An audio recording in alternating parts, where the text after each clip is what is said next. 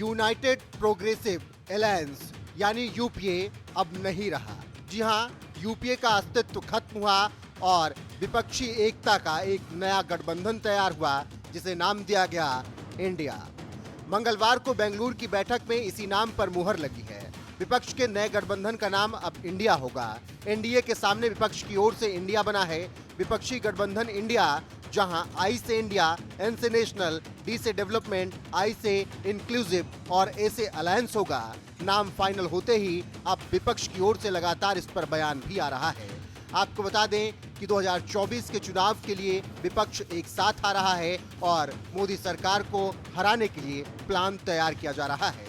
इस बार 2024 में India versus अब एनडीए देखने को मिलेगा। बैठक से पहले यह चर्चा थी कि विपक्ष के गठबंधन का नाम यूपीए ही रहेगा, लेकिन उसके बाद चर्चा के बाद इस नाम को बदल दिया गया और इंडिया रखा गया। वहीं अब बीजेपी की तरफ से भी इंडिया को लेकर बयान आ रहा है और इंडिया का सही मतलब बताया है बीजेपी नेता कपिल मिश्रा ने। जी हां, कपिल मिश्रा ने विपक्षी एकता के गठबंधन इंडिया पर तंज कसा है और एक ट्वीट करते हुए लिखा है, वो खुद को यूपीए नहीं कह सकते क्योंकि यूपीए सुनते ही उनके पुराने पाप और लूट याद आ जाती हैं। इसीलिए नाम बदलना उनकी मजबूरी है। असली इंडिया को पता है कि नए नाम के पीछे वही पुराने लुटेरे हैं। तो कुछ इस तरीके से बीजेपी नेता कपिल मिश्रा ने विपक्ष के गठबंधन इंडिया को लेकर नया मतलब बताया है। इसके अलावा विपक्ष की तरफ से इस पर लगातार बयान आ रहे हैं। ममता बनर्जी ने क्या कुछ कहा है, पहले वो सुनिए, उसके बाद आपको आगे की कहानी बताते हैं। हम लोगों ने आज सब मिलके एक रियल चैलेंज लिया है। डिटेल्स खड़गे जी ने आपको फुल फ्लेजेड नाम बताया, लेकिन इसका शॉर्ट फॉर्म में होता है India. Let us challenge India. NDA, can you challenge India? Bhajpa, can you challenge India? The other people, can you challenge India? We love our motherland. We are the patriotic people of this country. We are for youth, we are for students, we are for farmers, we are for Kishans, we are for Dalits, we are for good economy, we are for the country, we are for the world. So our challenge will be all focus, all publicity, all campaigning, all programme. तो सुन लिया आपने क्या कुछ कह रही हैं पश्चिम बंगाल की मुख्यमंत्री ममता बनर्जी। वहीं इंडिया के पीछे आइडिया राहुल गांधी का माना जा रहा है। कांग्रेस के पूर्व अध्यक्ष राहुल गांधी की ओर से जिस प्रकार से बयान पिछले दिनों से लगातार सामने आ रहे थे, उसमें इसकी छाप भी दिखी थी। विपक्ष के गठबंधन का नामकरण भले ही आज हुआ हो, लेकिन नाम की कल्पना काफी पहले ही कर ली गई थी। इंडिया नाम के पीछे राहुल गांधी की भारत जोड़ो यात्रा का काफी योगदान माना जा रहा है। राहुल गांधी के नेतृत्व में कन्याकुमारी से कश्मीर तक भारत जोड़ो यात्रा निकाली गई। इस यात्रा को लेकर कांग्रेस की ओर से कहा गया कि भारत जोड़ो यात्रा ने बहुत अंतर पैदा किया। भारत जोड़ो यात्रा में लगभग 3000 किलोमीटर की दूरी तय की गई। वहीं अब भारत जोड़ो यात्रा से ही इंडिया नाम विपक्ष ने अपने महागठबंधन को दिया है। फिलहाल जिस तरीके से अब इंडिया वर्सेस एनडीए होने वाला है, देखना होगा कि 2024 में किस तरीके से लोकसभा चुनाव होते हैं। फिलहाल आपको बता दें कि पहली बैठक महागठबंधन की 23 जून को पटना में हुई थी, जहां पर कई विपक्षी दल पहुंचे थे। वहीं कांग्रेस शासित प्रदेश कर्नाटक में दूसरी बैठक हुई, जहां बेंगलुरु में 26 विपक्षी पार्टियां एकजुट हुई, जबकि दूसरी तरफ एनडीए ने दिल्ली में बैठक की और एनडीए के साथ 38 पार्टियां आई हैं। ऐसे में एनडीए वर्सेस इंडिया यानी 26 वर्सेस 38 का मुकाबला 2024 में देखने को मिलेगा।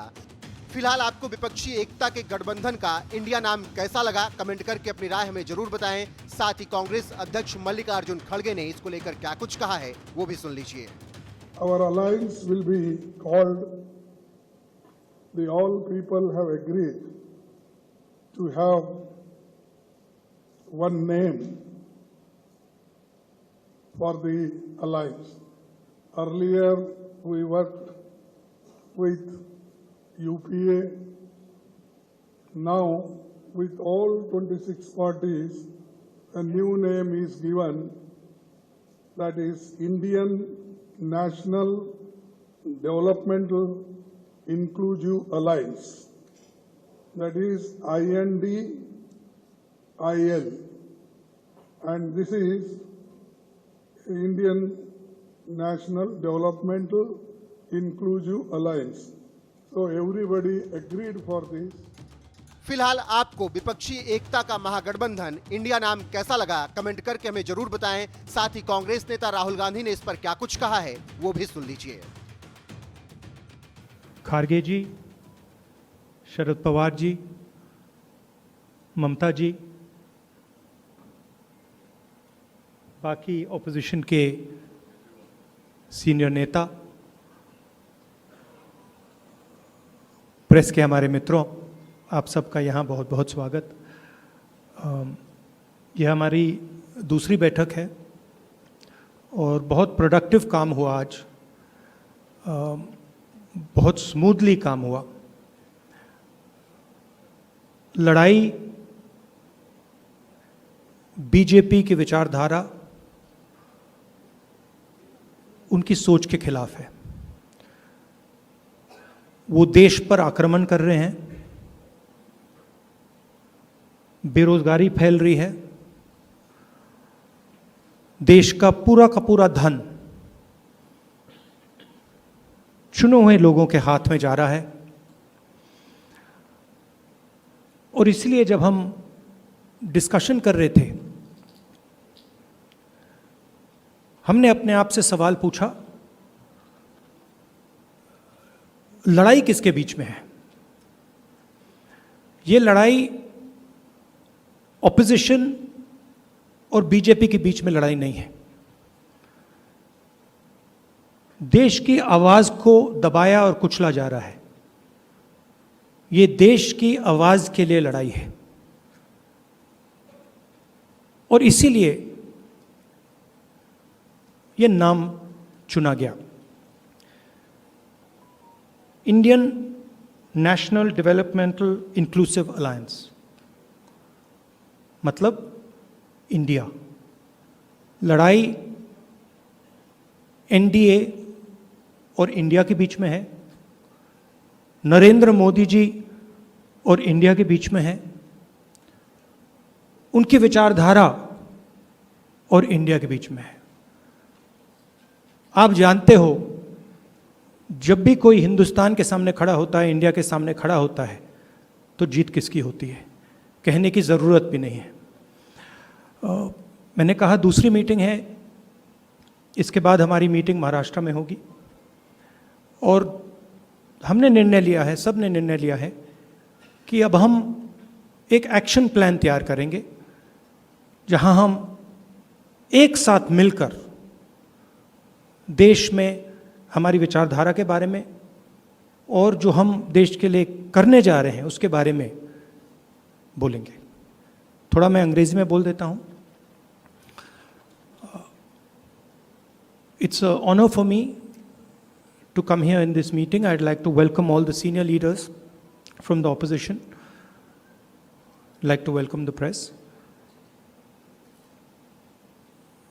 The idea of India is being attacked today. It is being attacked by the ideology of the BJP.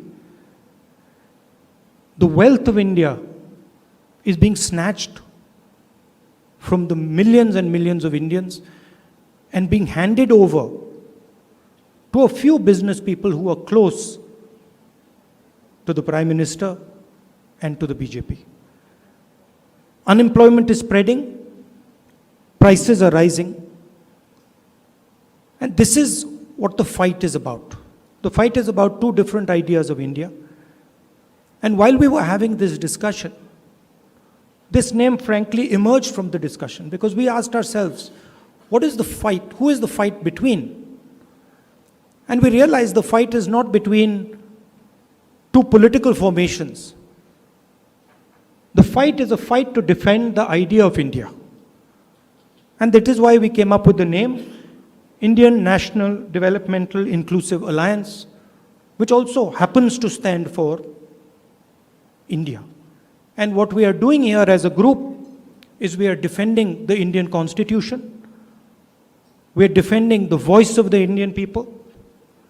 We are defending the idea of our great country, the idea of India. You know what happens to anybody who opposes or tries to fight the idea of India. You can look in our history and you will see that nobody has been able to fight the idea of India. So I don't need to go into who is going to win this fight. This is a fight between the idea of India and the idea of the BJP. This is a fight between India and the BJP. It is a fight between India and Mr. Narendra Modi. Thank you very much.